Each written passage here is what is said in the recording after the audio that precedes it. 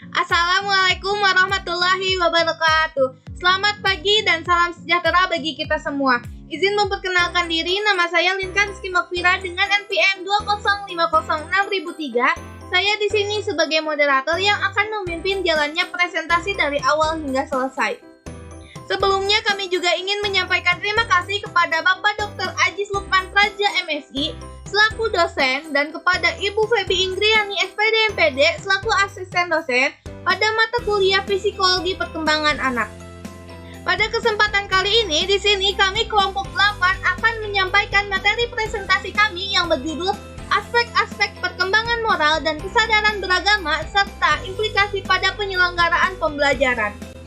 Baik, sebelum dimulai materinya, di sini saya akan memperkenalkan anggota kelompok 8 terlebih dahulu. Yang pertama, di sini ada saya sendiri, Linka Rizky Makfira dengan NPM 20506.003 sebagai moderator.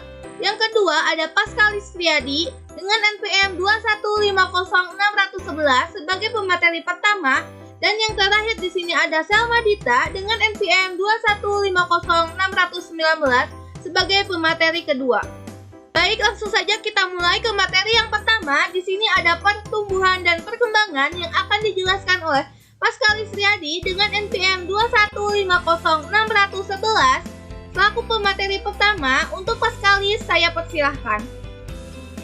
Baik, terima kasih kepada moderator. Materi yang pertama yaitu pertumbuhan dan perkembangan.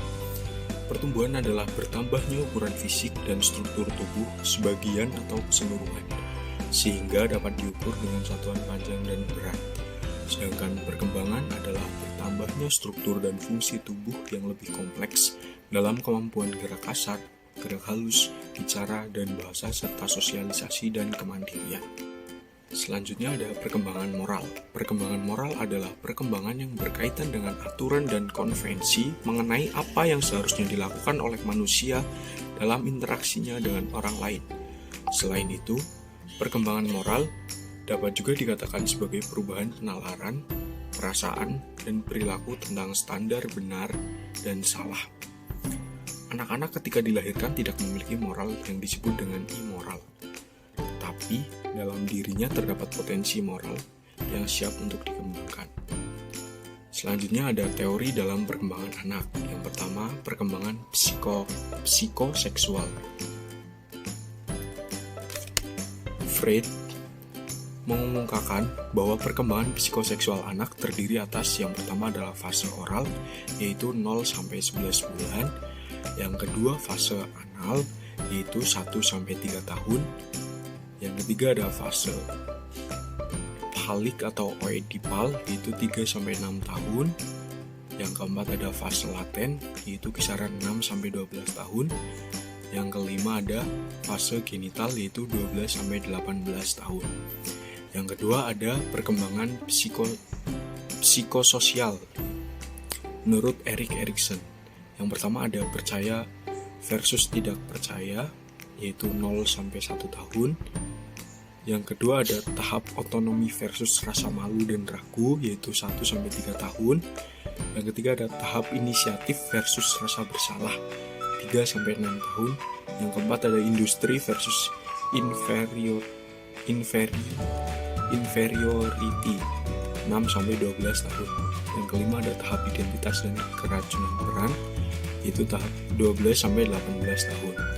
Yang ketiga ada perkembangan kognitif menurut Piaget. Yang pertama ada tahap sensorik sampai tahap motorik, yaitu 0-2 tahun. Yang kedua ada tahap praoperasional, 2-7 tahun. Yang ketiga ada tahap konkret, 7-11 tahun. Dan yang keempat ada tahap operatif, 11-15 tahun. Selanjutnya ada tahap perkembangan moral. Yang pertama ada prakonvensional. Tingkat prakonvensional dari penalaran moral umumnya ada pada anak-anak. Yang kedua ada konvensional. Tingkat konvensional umumnya ada pada seorang remaja atau orang dewasa. Yang ketiga ada tahap pasca konvensional. Tingkatan pasca konvensional juga dikenal sebagai tingkat berprinsip. Baik, materi yang selanjutnya yaitu materi faktor-faktor yang mempengaruhi perkembangan moral yang akan dijelaskan oleh Selma Dita dengan NPM 2150619 sebagai pemateri kedua. Untuk Selma, saya persilahkan. Perkenalkan, nama saya Selma Dita dengan NPM 2150619. Baik, materi selanjutnya yaitu mengenai faktor-faktor yang mempengaruhi perkembangan moral. 1. Perkembangan kognitif umum. Penalaran moral yang tinggi yaitu penalaran yang dalam mengenai hukum moral dan nilai-nilai luhur seperti kesetaraan, keadilan, hak asasi manusia, dan memerlukan refleksi yang mendalam mengenai ide abstrak. Dengan demikian, dalam batas-batas tertentu, perkembangan moral tergantung pada perkembangan kognitif. 2. Penggunaan rasio dan rasional. Anak-anak lebih cenderung memperoleh manfaat dalam perkembangan moral ketika mereka memikirkan kerugian fisik dan emosional yang ditimbulkan perilaku-perilaku tertentu terhadap orang lain. 3. Isu dan dilema moral. Dalam upaya membantu anak-anak yang menghadapi dilema moral, Kohlberg menyarankan agar guru menawarkan penalaran moral satu tahap di atas tahap yang dimiliki anak pada saat itu. Contoh, bayangkanlah seorang remaja laki-laki yang sangat mementingkan penerimaan oleh teman-teman sebayanya. Dia rela membiarkan temannya menyalin pekerjaan rumahnya. Gurunya mungkin menekankan logika hukum dan keteraturan dengan menyarankan agar semua siswa seharusnya menyelesaikan pekerjaan rumahnya tanpa bantuan orang lain, karena tugas-tugas pekerjaan rumah dirancang untuk membantu siswa belajar lebih efektif. 4. Perasaan diri. Anak-anak lebih cenderung terlibat dalam perilaku moral ketika mereka berpikir bahwa mereka sesungguhnya mampu menolong orang lain. Dengan kata lain, ketika mereka memiliki efikasi diri yang tinggi mengenai kemampuan mereka membuat suatu perbedaan. 5. Faktor lingkungan memegang peran yang penting. Di antara semua unsur lingkungan sosial yang berpengaruh, yang tampaknya sangat penting adalah unsur lingkungan berbentuk manusia yang langsung dikenal atau dihadapi oleh seseorang sebagai perwujudan dari nilai-nilai tertentu.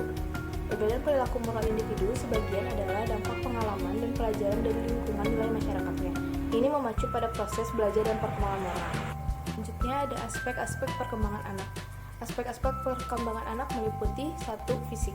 Perkembangan fisik adalah pertumbuhan dan perubahan yang terjadi pada tubuh, badan, jasmani seseorang.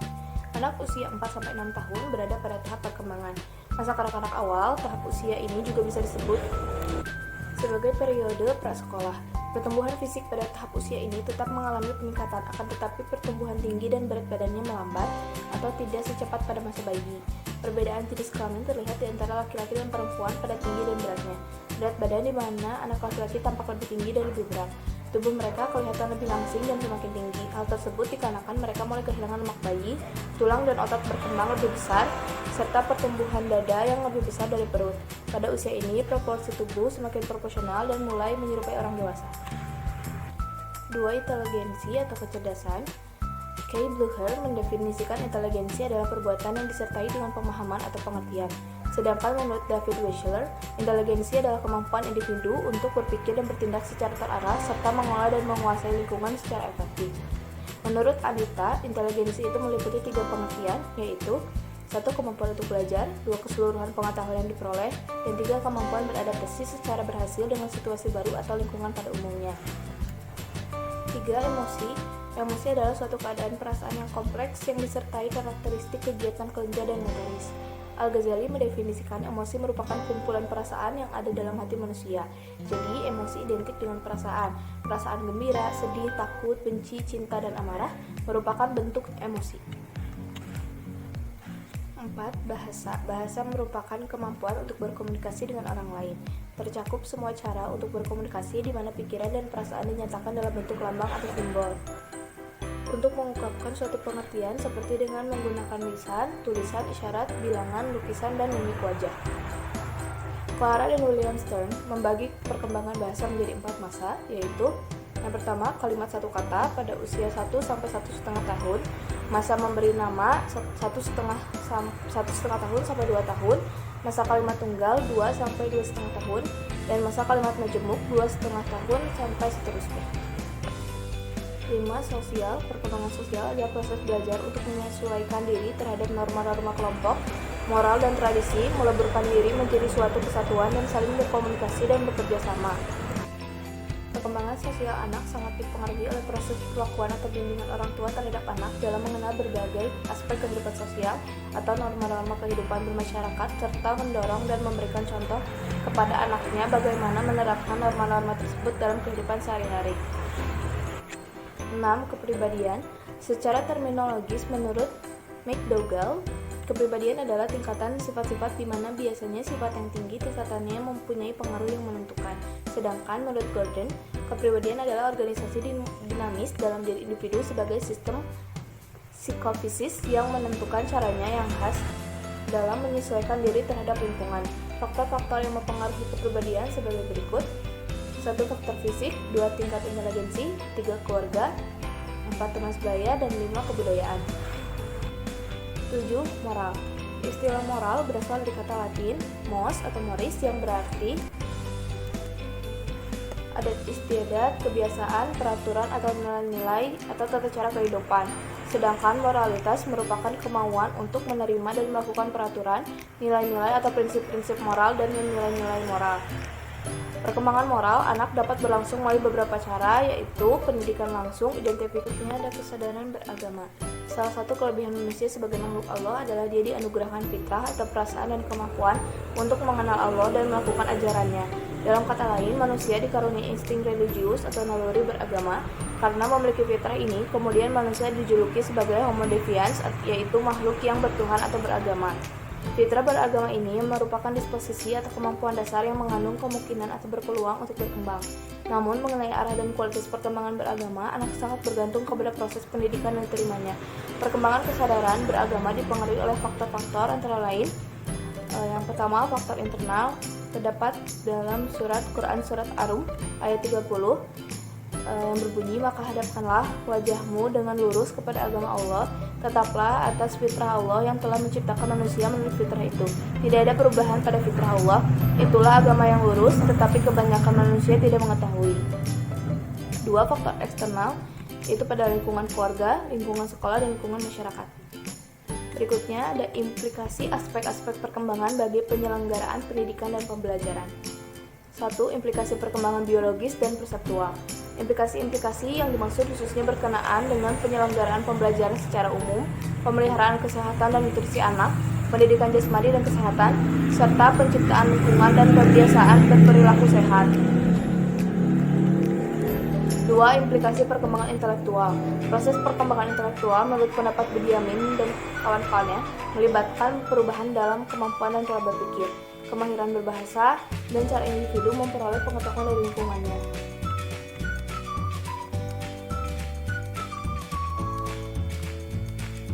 3. Implikasi perkembangan sosial. Dilihat dari pemahaman terhadap aspek perkembangan sosial pada peserta didik, terdapat beberapa implikasi menurut Benjamin dan kawan-kawannya, yaitu: 1. Untuk meningkatkan kemampuan peserta didik dalam menyadari dan menghayati pengalaman sosialnya, dapat dilakukan aktivitas-aktivitas bermain peran yang ditindaklanjuti dengan pembahasan di antara mereka. 2. Keberadaan teman sebaya bagi anak usia sekolah dasar merupakan hal yang sangat berarti, bukan saja sebagai sumber kesenangan bagi anak, melainkan dapat membantu mengembangkan banyak aspek perkembangan anak. Ini mengimplikasikan perlunya aktivitas-aktivitas pendidikan yang memberikan banyak kesempatan kepada peserta didik untuk berdialog dengan sesamanya. 4. Implikasi perkembangan emosional. Contoh tentang pengaruh emosi terhadap perilaku individu dan pembelajaran diantaranya: 1. Memperkuat dan melemahkan semangat apabila timbul rasa senang atau kecewa atas hasil belajar yang dicapai. 2. Menghambat konsentrasi belajar apabila sedang mengalami ketegangan emosi. 3. Mengganggu penyesuaian sosial apabila terjadi rasa cemburu dan iri hati. Dan 4. Suasana emosional yang dialami individu semasa kecilnya akan mempengaruhi sikapnya di kemudian hari. 5. Implikasi perkembangan moral. Purwanto berpendapat, moral bukan hanya memiliki arti bertingkah laku sopan santun, bertindak dengan lemah lembut dan berbakti kepada orang tua saja, melainkan lebih luas lagi dari itu. Selalu berkata jujur, bertindak konsekuen, bertanggung jawab, cinta bangsa dan sesama manusia, mengabdi kepada rakyat dan negara, berkemauan keras, berperasaan halus, dan sebagainya, termasuk pula ke dalam moral yang perlu dikembangkan dan ditanamkan dalam hati sanubari anak-anak.